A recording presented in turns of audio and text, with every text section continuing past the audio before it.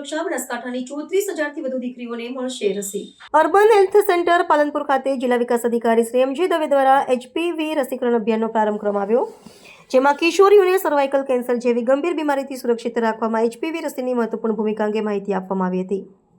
સરકારશ્રીની માર્ગદર્શિકા મુજબ પાત્ર તમામ કિશોરીઓને અભિગમ હેઠળ આવરી લેવામાં આવશે.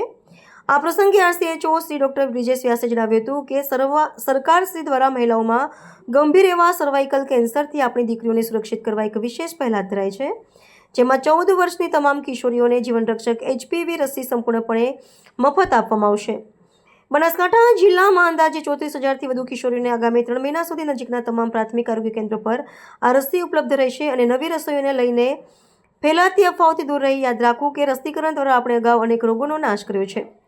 આ પ્રસંગે મુખ્ય જિલ્લા આરોગ્ય અધિકારી doctor Sanjay Solanki, RCHO doctor Brijesh Vyas તેમજ તાલુકા આરોગ્ય અધિકારી પાલનપુર ઉપસ્થિત રહ્યા હતા.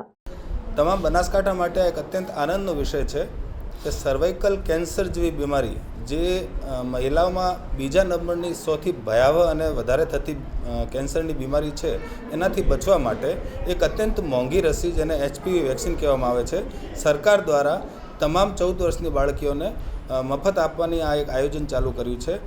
એના અંદર બનાસકાંઠામાં લગભગ 34,000 ઉપરાંત બાળકીઓને, બૃહદ બનાસકાંઠાની વાત કરું છું, આપણે આ રસી આપવાની છે. આ રસી દરેક પ્રાથમિક આરોગ્ય કેન્દ્રમાં આવનાર 3 મહિનામાં આપવામાં આવશે. આના પ્રત્યે ઘણા બધા લોકો ભ્રાંતિઓ ફેલાવે છે જે બિલકુલ અયોગ્ય છે. ભૂતકાળમાં પણ આપણે ઘણી બધી બીમારીઓને રસીથી નાશ કર્યું છે. આવી રીતે આ જે સર્વાઇકલ કેન્સર જેવી જોખમકારક અત્યંત ભયાવહ બીમારી છે, એનાથી બચવા માટે એકમાત્ર ઉપાય આ રસી છે. હું તમામ વાલીઓને આગ્રહ કરું છું કે કોઈ પણ ભ્રાંતિનો શિકાર ના થઈ આપની વાલી દીકરીને આ રસી ફરજિયાતપણે અવશ્ય મૂકાવો. એના માટે આપની સંમતિ આપો. જેને ભૂતકાળમાં HPVની રસી આપેલી છે એને આપવાની કોઈ જરૂર નથી. આના સિવાય સગર્ભા બહેનોમાં પણ આ ના આપી શકાય. જો કે 14 વર્ષની બાળકી સગર્ભા ના હોય, આ સિવાય કોઈ અત્યંત ગંભીર બીમારીથી ગ્રસિત હોય તો એમને આપણે પીડિયાટ્રિશિયનની સલાહથી આ રસી આપીએ છીએ.